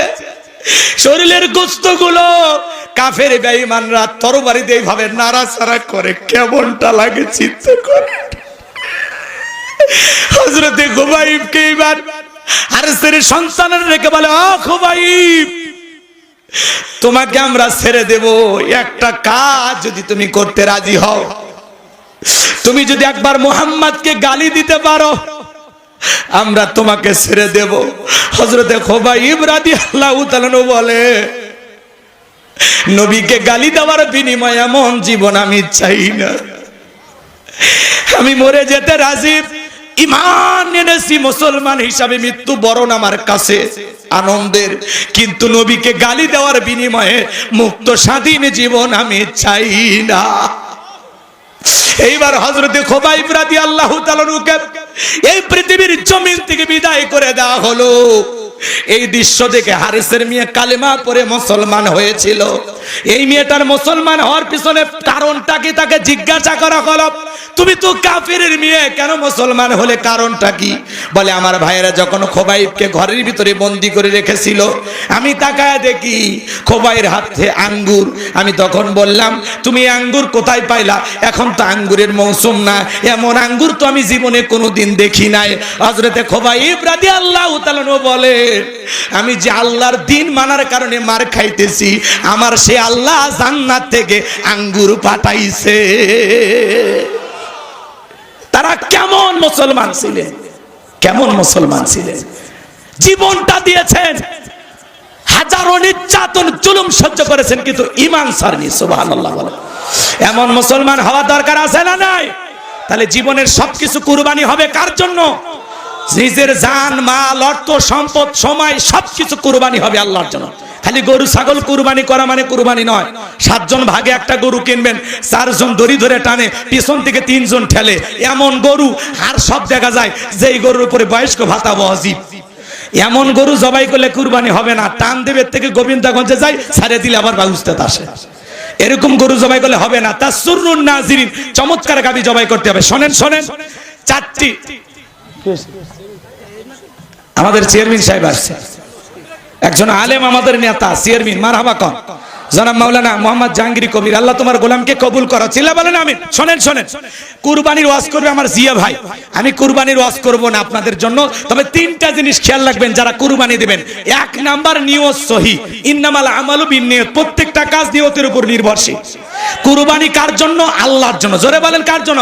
ফাসল্লি লিরাব্বিকা ওয়ানহার, রবের উদ্দেশ্যে সালাত আদায় করো, রবের জন্যই কুরবানি করো। কুরবানি কার জন্য? অনেকে বলে ছেলে মেয়ে কুরবানি না দিলে মানুষের গোশতের দিকে তাকায় থাকবে, অতএব কিস্তি তুলে হলে দিব। কিস্তি তুলে টাকা দিয়ে কুরবানি হবে? জোরে বলেন। কুরবানি ছেলে মেয়ের জন্য না, কুরবানি করা এদিক খেয়াল করেন, গোশত খাওয়ার জন্য না। কুরবানি মানে কি? ত্যাগ করা, স্যাক্রিফাইস করা, উৎসর্গ করা, বিলিয়ে দেওয়া, বন্টন করা। ভোগের নাম কুরবানি নয়, ত্যাগের নাম হলো কুরবানি। আল্লাহ বোঝার তৌফিক দান করেন। জোরে বলেন আমিন। 2 নাম্বার, আপনার ইনকামটা হওয়া লাগবে হালাল, শুড বি হালাল। আপনার বৈধ ইনকামের উপার্জনের টাকা থেকে কুরবানি দেওয়া লাগবে। সুদের টাকা, ঘুষের টাকা, হারাম উপার্জনের টাকা দিয়ে কুরবানি দিলে হবে? আল্লাহ পবিত্র, তিনি পবিত্র বস্তুকে ভালোবাসেন। 3 নাম্বার, ফাসল্লি লিরাব্বিকা ওয়ানহার, আগে নামাজ পড়ো, তারপরে কুরবানি করো। নামাজি হয়ে কুরবানি দিতে হবে। পারবো তো ইনশাআল্লাহ? সকাল 9টায় ঘুমোর থেকে ওঠে, ফজরও নাই, ঈদের নামাজও নাই, দরিদ্রে বসে আছে। ওরে কুদ্দুস, কথা কয় না। তোমার কুরবানি হবে গোশত খাওয়ার জন্য, আল্লাহর জন্য হবে। আপনি যদি 10,000 টাকার একটা ছাগলও দেন, 20,000 টাকার একটা ভেড়াও কুরবানি দেন, আপনার নিয়ত যদি সহি হয়, টাকাটা হালাল হয়, নামাজি হয়ে যদি কুরবানি দেন, আপনার এই ছাগল ভেড়া রক্ত জমিনে পড়ার আগে আরশের মালিক আল্লাহর কাছে কবুল হয়ে যাবে। বলেন সুবহানাল্লাহ। এজন্য আল্লাহ বলেন ওয়ালাকি ইয়ানালুহু তাকওয়া মিনকুম। আল্লাহ বলে কয় লাখ টাকার গরু দিলে ওইটা আমি দেখি না, আমি দেখি তোমার অন্তরে তাকওয়া, তোমার অন্তরে নিয়ত যদি সহি হয়, তোমার টাকাটা যদি হালাল হয়, তুমি যদি কুরবানি আমার জন্য দিয়ে থাকো, তাহলে ছাগলের রক্ত পড়ার আগেই আমি আল্লাহর কাছে কবুল হয়ে যাবে। বলেন সুবহানাল্লাহ। তাহলে আমরা আল্লাহর জন্য কুরবানি দেব তো ইনশাআল্লাহ। শেষ আয়াত আল্লাহ রাব্বুল আলামিন বলেন ইন্না শানিয়াকা হুয়াল আবতার। আল্লাহু আকবার। আমার আল্লাহ ডেকে বলেন, ও নবী, যারা আপনার সন্তান বিদায় নেওয়ার কারণে লেজ কাটারির বংশ বলে, আপনাকে নিয়ে নানান ধরনের সমালোচনা করে, ও নবী আপনি মন খারাপ করবেন না। যারা আপনাকে লেজ কাটারির বংশ বলে, আমি আল্লাহ তাদেরকে লেজ কাটারির বংশ করে দেব। নবী গো, আপনার সন্তানগুলো কেমন আল্লাহ শিশুকালে নিয়েছে, আপনি মন খারাপ করবেন না। এই পৃথিবীর জমিনে আপনাকে মহব্বত করা, আপনাকে ভালোবাসার কোটি কোটি রুহানির সন্তান আমি আল্লাহ জমিনে পাঠাবো, যারা আপনার জন্য জীবন দিতে প্রস্তুত। বলুন সুবহানাল্লাহ। তাম পৃথিবীতে 700 কোটি মানুষ, এর মধ্যে 200 কোটি মুসলমান, আমরা সবাই রসুলের রুহানি সন্তান। নবীজির অপমানে যদি না কাঁদে তোমার মন, মুসলিম নয় তুমি মুনাফিক, নবীর দুশমন। ফ্রান্সের জালেমেরা নবীজির কাটুম প্রদর্শন করে, নাকটা বেঁকা কইরা, মুখে কয়েকটা দাড়ি লাগাইয়া বলে ইনি মুহাম্মদ। জোরে কন্না উযবিল্লাহ। আমার নবী কি দেখতে কাটুমের মতো? এই পৃথিবীর সবচাইতে সুন্দর মানুষটির নাম মুহাম্মদ রাসূলুল্লাহ সাল্লাল্লাহু আলাইহি ওয়াসাল্লাম। মুহাম্মদ মানে প্রশংসিত। নবীর চরিত্রের সার্টিফিকেট দিয়েছেন কে? ওয়া ইন্নাকা লাআলা খুলুকিন আযীম। নবী গো, আপনি হলেন পুত পবিত্র মহান চরিত্রের অধিকারী।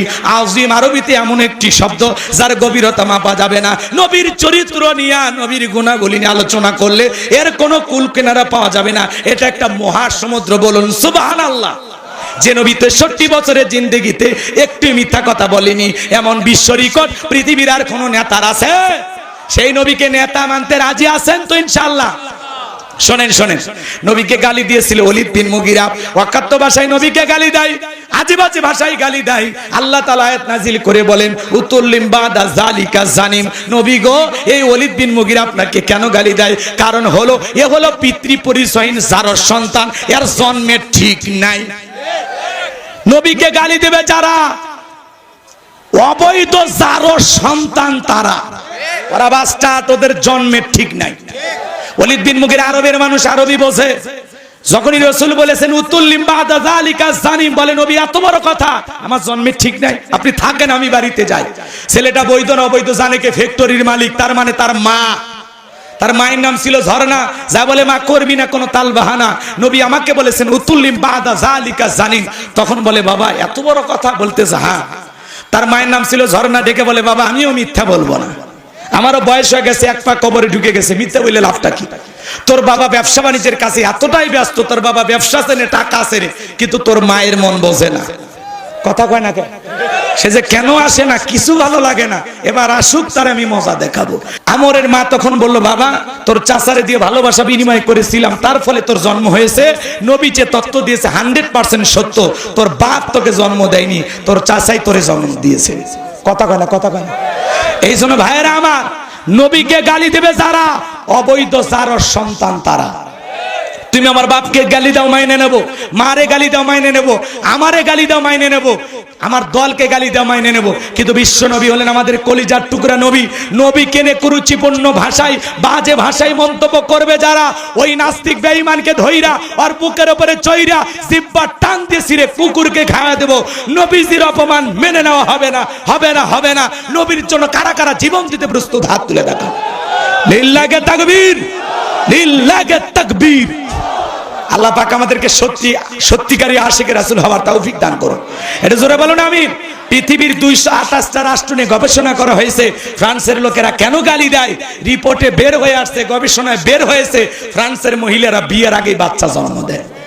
এই জন্য ওরা মাঝে মাঝে নবীকে গালি দেয়। ভারতের যেই কুলাঙ্গার গালি দিয়েছে ওরও জন্ম ঠিক নাই, বাংলাদেশে যে নাস্তিক বেঈমান গালি দিবে ওরও জন্ম ঠিক নাই। এক কথায় নবীদেরকে আলেমদেরকে গালি দেয় যারা অবৈধ যারো সন্তান তারা, ওর বাপে ঠিক নাই। কথা কয় না কে? নবীজির অপমান সইবে না রে মুসলমান, নবীর জন্য জীবন দিতে প্রস্তুত থাকা লাগবে। আল্লাহ আমাদের সবাইকে সত্যিকারী বেলালের মতো আশিকের রাসূল হওয়ার তৌফিক দান করুন। ওয়া আখিরি দাওয়ানা আনিল হামদুলিল্লাহি রাব্বিল আলামিন। সময় না থাকার কারণে সভাপতি সাহেব কিছু বলতে আসলে চলে গেছে, সময় না থাকার কারণে আমরা একটু দোয়ার দিকে যাই ভাই। একেবারে এখান থেকে চাপাই নবাবগঞ্জ যেতে হবে। আমি কি আপনাদেরকে ব্যথা দিলাম? এখনো যারা দান করতে চান দান করবেন ইনশাআল্লাহ। আমাদের ওযুখানার কাজের জন্য সবাই একটু দান করবেন। সকলে দরুদ ইব্রাহিম পড়েন। আল্লাহুম্মা সাল্লি আলা মুহাম্মাদ ওয়া আলা মুহাম্মাদ কামা সাল্লাইতা আলা ইব্রাহিম ওয়া আলা আলি ইব্রাহিম ইন্নাকা হামিদুম মাজিদ। আল্লাহুম্মা বারিক আলা মুহাম্মাদ ওয়া আলা মুহাম্মাদ কামা বারাকতা আলা ইব্রাহিম ওয়া আলা আলি ইব্রাহিম ইন্নাকা হামিদুম মাজিদ। ভাই কিছু বলুন। আল্লাহুম্মা আমিন। রব্বানা যালামনা আনফুসানা ওয়া ইল্লাম তাগফির লানা ওয়া তারহামনা লানাকুনান্না মিনাল খাসিরিন। পশ্চিম বানিহালি বা উস্তা আমার নিজ গ্রাম জামে মসজিদের উদ্যোগে আজকের বিরাট তাফসিরুল কোরআন মাহফিলের শ্রদ্ধাভাজন সভাপতি জনাব মাওলানা মোহাম্মদ আব্দুল ওয়াহাবকে কবুল করো। আমার বন্ধুবার জনাব মাওলানা জিয়াউর রহমানকে কবুল করো। প্রধান অতিথি প্রফেসর ডক্টর মোহাম্মদ গোলাম কিবরিয়া মণ্ডলকে কবুল করো। জনাব মাওলানা মোহাম্মদ জাহাঙ্গীর আলম কবির আমাদের সম্মানিত সুযোগ্য চেয়ারম্যান, একজন আলেমে দ্বীন, আমানতের খিয়ানতকারী নয়, চুরি দুর্নীতি করে না, সাদা মনের মানুষ। আমরা উমরকে দেখি নাই। আল্লাহ তাআলা আজকে সমাজে যারা এই শহীদি কাফেলার নেতৃত্ব দেয় তারাই তো উমরের উত্তরসূরি। আল্লাহ তোমার গোলামকে তুমি সারাটা জীবন এইভাবে মানুষের খেদমত করার তৌফিক দিয়ে দাও। বিশেষ অতিথি হিসাবে আমাদের গ্রামের অনেক কৃতি সন্তানদের নাম রয়েছে। আল্লাহ আমার বন্ধু মেজবাউল ইসলামকে কবুল করো। সৌরভ ভাই সহ যাদের নাম আছে, আমার আব্দুল সুবহান সহ অনেকের নাম রয়েছে। আল্লাহ তাআলা সকলের নাম বলা সম্ভব নয়। আমার কলিজার টুকরা সবাইকে তুমি কবুল করো। আমার ভাই জাহিদুল ইসলাম জাহিদকে তুমি কবুল করে নাও। আল্লাহ আলোচনা করেছেন ওর ভাগিনা হাফেজ মাওলানা শেখ আবু ইউসুফ। আল্লাহ শেখ আবু ইউসুফের কণ্ঠকে দিনের জন্য কবুল করো। আল্লাহ তাআলা পাশে আরো বসে আছেন অনেক দামি দামি ওলামা ইকরাম, আমার নোমানি ভাইকে কবুল করো। দূর দূরান্ত থেকে বিভিন্ন অঞ্চল থেকে ছুটে আসা এই হাজার হাজার নারী পুরুষ আজকে কোরআনের মহব্বতে ছুটে এসেছে। আল্লাহ সকলের অন্তরে কোরআনের হেদায়েতের নূর দিয়ে অন্তরগুলো আলোকিত করে দাও। আল্লাহুম্মা ইহদিনাস সিরাতাল মুস্তাকিম, আল্লাহুম্মা ইহদিনাস সিরাতাল মুস্তাকিম। আল্লাহ গো, তোমার কাছে কিছু চাই না, তোমার কাছে আমরা হেদায়েত চাই। আল্লাহ আমাদের সবাইকে হেদায়েতের পথে পরিচালিত করো। আল্লাহ তাআলা এলাকাবাসীর উপর খাস রহমত বরকত নাজিল করো। আমার এলাকার মানুষ আমাকে এতটা মহব্বত করে ভালোবাসে আল্লাহ, এই ভালোবাসা তুমি জান্নাতের বিনিময়ে কবুল করে দাও। জীবনে কোনোদিন যদি এলাকার মানুষের সাথে আর দেখা না হয়, এই মুখগুলো জান্নাতের সিঁড়িতে পরিচয় করায় দিও। সূরা কাউসার থেকে সংক্ষিপ্ত দিনের বেলা যে তাফসীর যে আলোচনা হয়েছে, আল্লাহ বাস্তব জীবনে কথাগুলো আমল করা তৌফিক দিয়া দাও। আমার মা বোনেরা কষ্ট করে আলোচনা শুনেছে, আল্লাহ আমার মা বোনদেরকে খাদিজা ফাতেমা আয়েশার উত্তরসূরি হিসেবে কবুল করে দাও। নামাজি বানায়া দাও, পর্দা করার তৌফিক দাও, স্বামীর খেদমত করার তৌফিক দাও। তাদের দাম্পত্য জীবন হযরত আলিয়ার মতো ফাতেমার মতো ভালোবাসে দিয়ে ভরপুর করে দাও। আমার কলিজার টুকরা সন্তানদেরকে আল্লাহ দ্বীনের জন্য কবুল করে নাও। আমার আবু বকরকে দ্বীনের জন্য কবুল করো, আয়েশা নুসাইবাকে দ্বীনের জন্য কবুল করে নাও। আমার শেখ আবু ইউসুফকে আল্লাহ দ্বীনের জন্য কবুল করো। এই গ্রামের যত ছাত্র ভাইরা হাত তুলেছে, বিভিন্ন অঞ্চল থেকে ছুটে এসেছেন, আমার বন্ধু বড় সহপাঠী পাশের অমুসলিম ভাইয়েরা আলোচনা শুনতে এসেছেন, আল্লাহ আল্লাহ তাদেরকে হেদায়েতের জন্য কবুল করেন, তাদের জীবনের সমস্ত সমস্যাগুলো দূর করে দাও। আল্লাহ আজকের মাহফিল বাস্তবায়ন করার জন্য আমার মোশাররফ ভাই সহ, আমার মফিদুল মামা সহ, মহিদুল চাচা সহ, আল্লাহ তাআলা আমার রুহ ভাই সহ অসংখ্য ওলামা ইকরাম, অসংখ্য ভাইয়েরা কষ্ট করেছেন, আমার তরুণ যুবকেরা কষ্ট করেছেন। আল্লাহ তাআলা আমার শালক ডাক্তার মামাকে কবুল করে নাও। আল্লাহ তাআলা এই হেলিকপ্টারের জন্য অনেকে টাকা পয়সা ইনভেস্ট করেছেন, আল্লাহ তাআলা টাকা পয়সা দিয়েছেন, আল্লাহ তাদের এই সহযোগিতা আপনি কবুল আর মঞ্জুর করে নেন। আল্লাহ গ্রামের মানুষ এইভাবে ভালোবাসা দেবে কখনো জানি নাই। আল্লাহ আমি কি বলে তাদের জন্য দোয়া করব জানি না, আমি ভাষা জানি না। আল্লাহ তাহাজ্জুদের বিছানায় তাদের জন্য আমি দোয়া করব। আজকের মাহফিল থেকে দোয়া করি, আল্লাহ এই মাহফিলের জন্য, মসজিদের জন্য যত ভাইরা দান করেছেন, ওযুখানার জন্য টাইলস, কেউ সিমেন্ট, কেউ টাকা পয়সা, অনেকের নাম আমরা বলতে পারি নাই। আল্লাহ সকলের দানগুলো কবুল আর মঞ্জুর করে নাও। এ দান রসুলের করে কোটি কোটি টাকার মালিক বানায় দাও, দুনিয়া আখিরাতে ইজ্জত সম্মান বাড়ায় দাও। আল্লাহ বৈরাগী হাটের বাজারে ব্যবসায়ী ভাইদের কবুল করো। বিভিন্ন অঞ্চল থেকে যারা ছুটে এসেছেন সবাইকে নিরাপদে বাড়ি পর্যন্ত পৌঁছার তৌফিক দিয়ে দাও। সবাইকে আপনার রহমতের চাদরে আবৃত করুন। আল্লাহ সবাইকে জীবনে একটাবার সোনার মক্কা মদিনায় কবুল করে নিও। আল্লাহ তামাম পৃথিবীর মুসলিম উম্মাহকে হেফাজত করো। ফিলিস্তিনের মুসলমানদেরকে বিজয় দাও। বাংলাদেশের মসজিদ মাদ্রাসা কবুল করো। হক্কানি ওলামা ইকরামদের কবুল করো। 53 বছর অনেক শাসন ব্যবস্থা দেখেছি। কোরআন দিয়ে দেশটা চললে কেমন দেখা যায়, সর্বসাকে একবার দেখার সুযোগ করে দিও। দলমত নির্বিশেষে সবাইকে আল্লাহ এই জমিনে শান্তির একটা বাংলাদেশ গঠন করার জন্য কাজ করার তৌফিক দিয়ে দাও। আল্লাহ হিংসা বিদ্বেষ ভুলে থাকার তৌফিক দাও। আল্লাহ খেত খামারে বরকত দাও। আমার হারুন মামা, কাহার মামাকে কবুল করো। আমার এই গ্রামের হাজার হাজার মানুষ যারা বিভিন্ন অঞ্চল থেকে ছুটে এসেছে, আল্লাহ এই গ্রামবাসীর উপর খাস রহমত বরকত নাজিল করো। আল্লাহ পাশে কবরস্থান, আমার দাদার শাহিদ, দাদি শাহিদ, আল্লাহ আমি নিজের হাতে আমার দাদিকে কবরে রেখেছি, জানাজা পড়াইছি। আমার নানা যার জানাজার নামাজ আমি পড়েছি। আল্লাহ তাআলা আমার এই গ্রামের কত আত্মীয় স্বজন মামারা কবরে চলে গেছে। আল্লাহ তাদের কবরগুলো তুমি জান্নাতের বাগান বানায় দাও। আল্লাহ আল্লাহ ইতিমের মতো তারা তাকায় আছে। আল্লাহ এই মসজিদের মাইকের আওয়াজ যত দূর যায়, এই শাদীপুকুর, মোলামপুকুর, বিভিন্ন জায়গায় মসজিদের আশেপাশে বিভিন্ন জায়গায় কবরস্থান, এই গ্রামে যত মানুষ মাটি নিচে শায়িত সবাইকে মাফ করে দাও। আল্লাহ অত্র অঞ্চলে যত মানুষ মাটি নিচে শায়িত মাফ করে দাও।